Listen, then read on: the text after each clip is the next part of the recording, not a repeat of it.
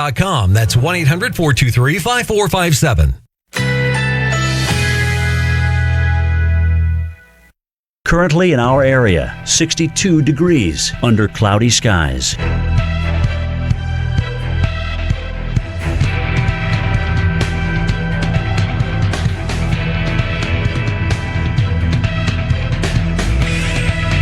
Tonight, evening clouds will give way to clearing overnight. Slight chance of an afternoon shower. Low 51. Winds light and variable.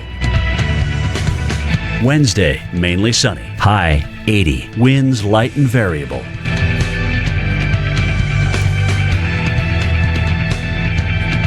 Wednesday night, a mostly clear sky. Low 52. Winds light and variable.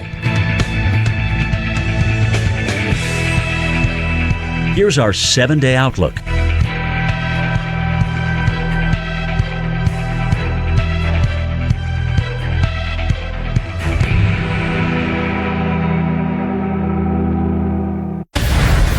It's unbelievable! Hundreds of millions of lives impacted. This is a dangerous hurricane. Tens of thousands of live reports where the weather is happening. Yeah, this is extreme. Thousands of storms forecasted. 40 years of storytelling. 22 specialized and advanced field degrees. 7 innovative weather presentation patents. And a former National Hurricane Center director. One trusted best-in-class expert team. America's most trusted news network. The Weather Channel. All right, here's what we now know about Tropical Storm Helene. Governor Ron DeSantis has issued a state of emergency to all but 6 Florida counties, and evacuation orders are already underway for cities along Florida's west coast. You want to check with your local authorities for specifics. And the storm has forced SpaceX to delay its Crew 9 launch until Saturday. Now, we also have some brand new information from the National Hurricane Center, and with more on that, here's Carl.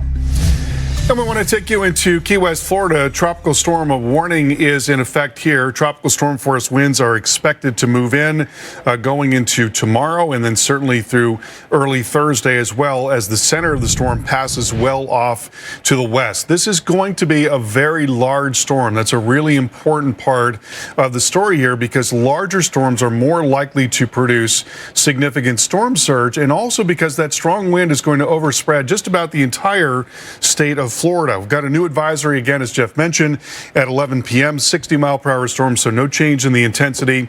It's moving west-northwest at 10 miles per hour in a very favorable environment, exceptionally warm water, favorable upper-level environment. That's not going to change much at all. There may be some dry air lurking at some point here along the way.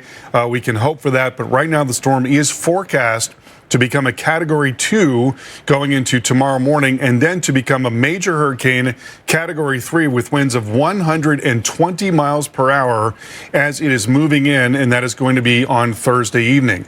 So we're talking about the core of the storm coming into the Big Bend area, but again, as I mentioned, the storm is going to be much larger than that center that comes into the Big Bend. That's where the hurricane warnings are in effect. This is the new advisories. Tropical storm warnings have been extended farther to the east, all the way to the Space Coast and much of the east coast of Florida there, and covering areas farther southward as well. And there you see a representation of that strong winds from the model along with that cone. And so this is, a prime example of why we say it's really important to not think in terms of whether you're in the cone or whether you're not in the cone. Yes, the very worst wind will likely be within the cone, but even then, about a third of the time, the storm ends up being outside of that cone. And that's also important because if we were to see a deviation farther to the east, to the right here, that would raise the stakes for parts of the west coast of Florida.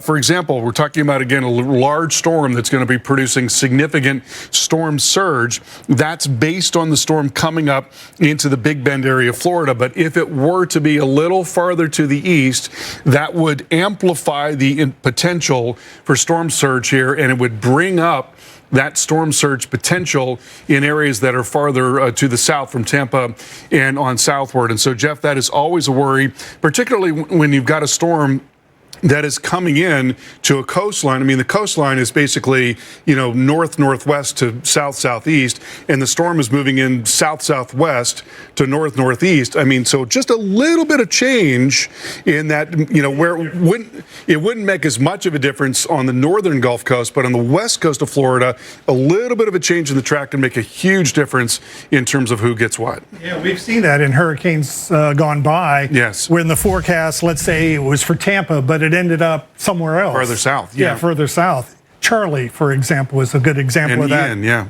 Yeah, there have been several. All right, you're looking at Atlanta right now, and why are we looking at Atlanta? This isn't anywhere near the Gulf Coast, right?